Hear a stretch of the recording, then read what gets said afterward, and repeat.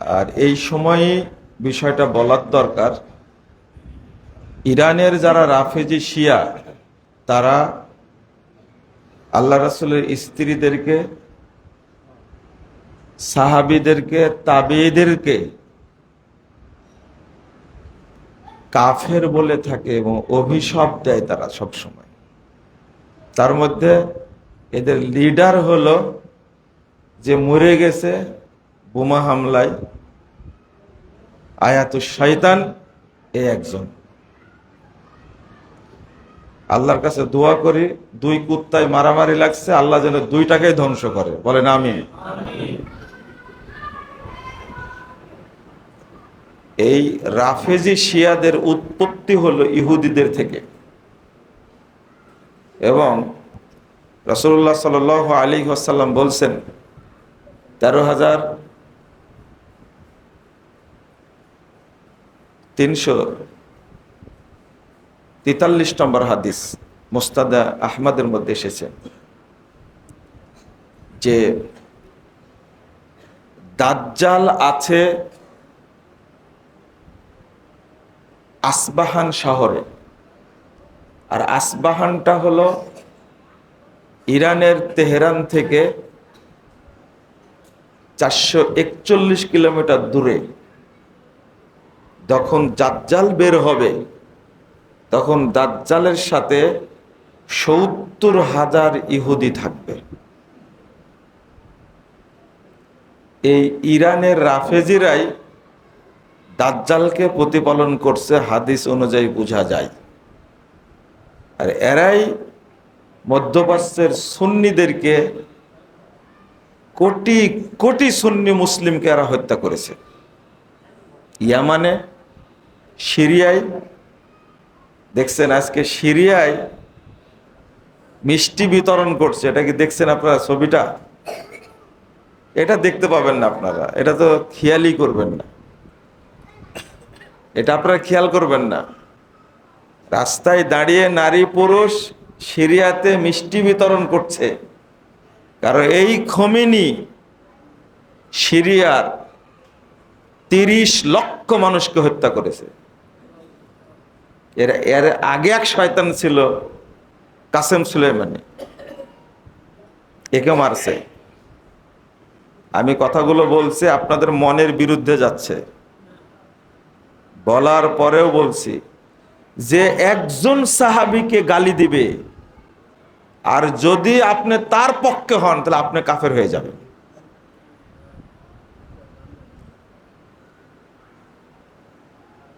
অথচ এই ইরানের শিয়ারা, রাফেজিরা 5 জন সাহাবী বাদ দিয়ে আল্লাহ রাসূলের সকল স্ত্রী, সকল সাহাবী, সকল তাবেঈ, সকল তাবে এবং আহলুস সুন্নাহ ওয়াল জামাতের যত ইমাম, ইমাম আবু হানিফা, ইমাম শাফি, ইমাম মালিক, ইমাম আহমদ, ইমাম বুখারী, ইমাম ইবনে তাইমিয়া সহ সবাইকে তারা কাফের মনে করে। এটা এই বাংলাদেশের শিয়া মুসলমানদের জানা উচিত, এই জন্য আমি বলি কথাগুলো। সৌদি আরবের উপরে হামলা করলো কেন? বাংলাদেশের উপরে করুক। বাংলাদেশে আমেরিকার দূতাবাস আছে না? আছে দূতাবাস? আমেরিকার সৈন্য আছে না? আছে তো। কোন দেশে নাই? একসঙ্গে 27টি স্থানে হামলা করেছে। এই বোমাগুলো তুই তো ব্যবহার করতে পারতে ইসরায়েলের বিরুদ্ধে, পারতো না? এগুলো ব্যবহার করেছে বাহরাইনের বিরুদ্ধে, কাতারের বিরুদ্ধে, দুবাইয়ের বিরুদ্ধে, কুয়েতের বিরুদ্ধে ব্যবহার করেছে এগুলো, কারণ সেখানে আমেরিকান সৈন্য আছে। তাই আমেরিকার সৈন্য কেন রাখা হয়েছে এটাও তো আপনারা জানেন না। আজকে ইরান এত বড় শত্রু, এই কথাটা আজকে বলেই আমি আর দু একটা কথা বলবো রমাদান সম্পর্কে। আপনারা রাগ করবেন না যে রমাদান মাসে এগুলো বলছেন কেন। এই ইরানের রাফেজি শিয়াদের প্রতি ভক্তি দেখালে, ইন্নালিল্লাহ পড়লে আপনি কাফের হয়ে যাবেন, এতে কোনো সন্দেহ নেই। তাদেরকে চিনেন আপনি, আগে তাদের সম্পর্কে জানেন। এই রাফেজি শিয়ারা আর একটা রাষ্ট্র যদি দখল করতে পারে, ওদের টার্গেট ছিল সিরিয়া দখল করেছি, ইয়ামান দখল করেছি, লেবানন দখল করেছি, ফিলিস্তিন দখল করব, আর লাস্ট সিদ্ধান্ত সৌদি আরব দখল করব।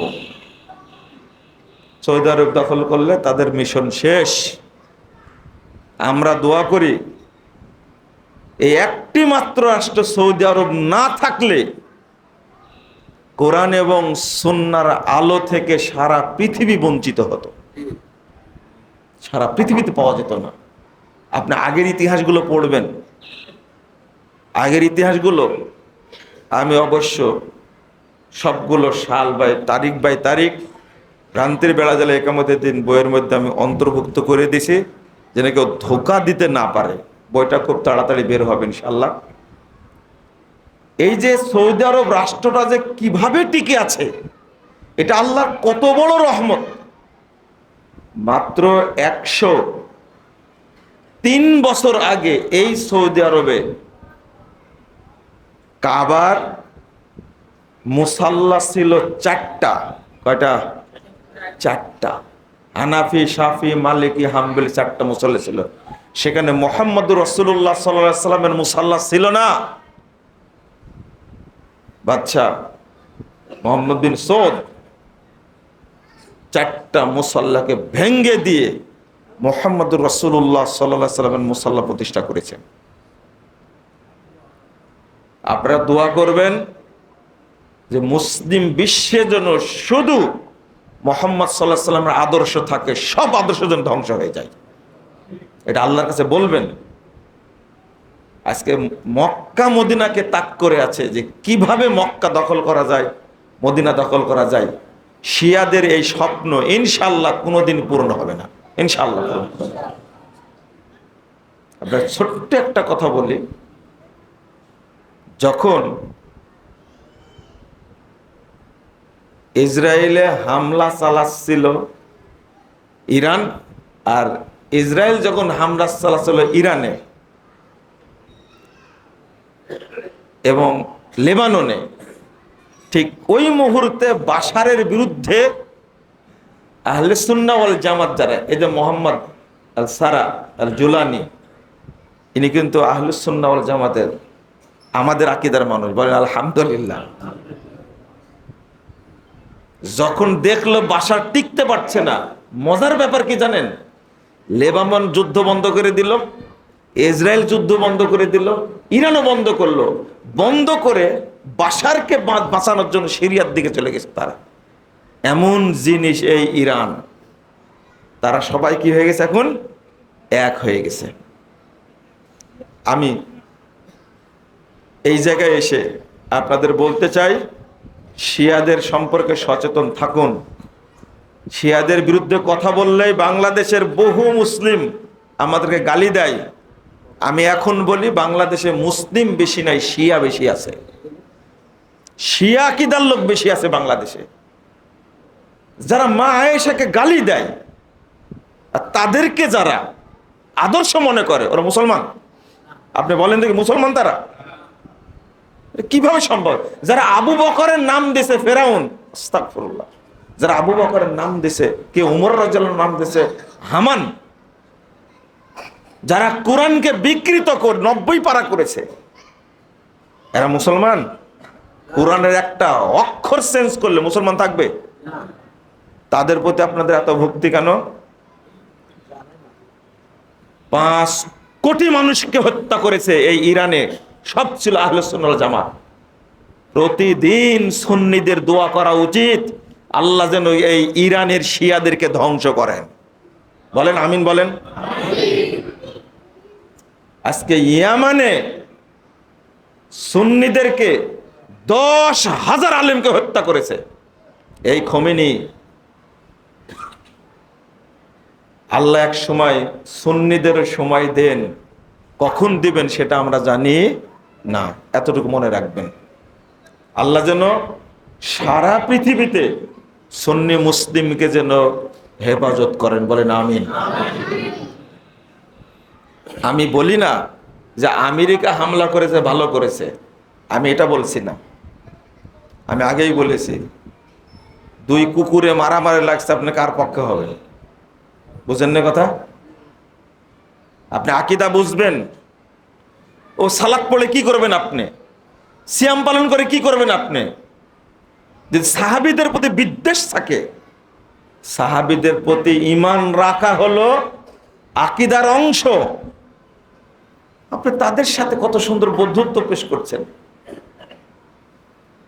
বিশ্ব সন্ত্রাসী, 1 নম্বর বিশ্ব সন্ত্রাসী হলো ডোনাল্ড ট্রাম্প, আমেরিকার প্রেসিডেন্ট। এতে কোনো সন্দেহ আছে? ও কোন তালে যে এগুলো করছে আপনি কি জানেন নাকি? এগুলো এক এক করে ধ্বংস করবে। ইরাককে শেষ করে দিয়েছে না? আফগানিস্তানকে শেষ করে দিয়েছে না? আফগানিস্তানের আগের শাসক কে ছিল? শিয়া আশরাফ ঘানি, এটা তো জানেন না আপনারা। এখন ইরাকের শাসক কে? তারাও শিয়া। ইরানের শাসকও শিয়া। ইয়ামান দখল করতে চাচ্ছে, সিরিয়া দখলে ছিল 53 বছর। এখন মুসলিমরা আলহামদুলিল্লাহ, আহলে সুন্নাত জামাত তারা দখল করেছে, আলহামদুলিল্লাহ, আল্লাহ শুকরিয়া। সৌদি আরবকে যেন আল্লাহ হেফাজত করে, বলেন আমিন। চলেন বন্ধুরা আমার, আমি যে আয়াতটা পাশ করেছি, রমাজান উপলক্ষে কথা বলতে হবে, এটাই ঠিক। তবে প্রাসঙ্গিক কিছু কথা আসে, এটা আপনার মেনে নিতে হবে। আকস্মাত যে কোনো কথা আসে, এই আকীদা সম্পর্কে আপনারা জানবেন। দয়া করে গালিগালাজ আমাকে করেন, গালিগালাজ করার পরে আপনি একটু পড়েন, দয়া করে ইতিহাসগুলো পড়েন। বাগদাদের জ্ঞান কেন্দ্র কেমনে ধ্বংস হয়েছে, কাদের কারণে ধ্বংস হয়েছে, হালাকু খাঁকে কারা নিয়ে আসছিল, এই ইতিহাসগুলো পড়বেন ভালো করে। আমি পড়ার জন্য শুধু ইঙ্গিত দিলাম। জাযাকুমুল্লাহ খায়রান।